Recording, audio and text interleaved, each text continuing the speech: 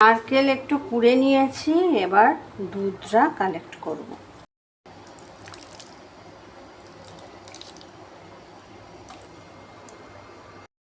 চিংড়ি মাছগুলো নুন হলুদ মাখিয়ে ভিনিগারে ভিজিয়ে রেখেছিলাম, এবার একটু ভেজে নেব।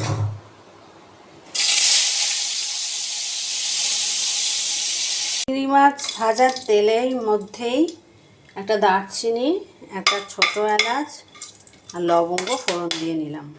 পেঁয়াজ লঙ্কা বাটা, আদা বাটা আর রসুন বাটা সব দিয়ে কষানো। সাদা সর্ষে বাটা দিয়ে দিলাম, নুন হলুদ দিয়ে দিলাম, মশলা বাটার জলটা দিয়ে দিলাম,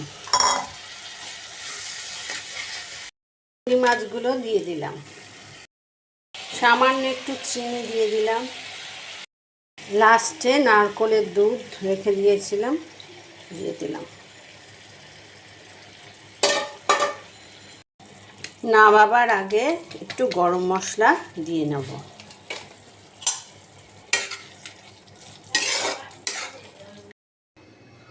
চিংড়ি মাছের মালাইকারিটা আমার এরম হয়েছে। ঘরে যদি চিংড়ি থাকে ছোটোখাটো একটা মালাইকারি করে খাওয়াই যায়,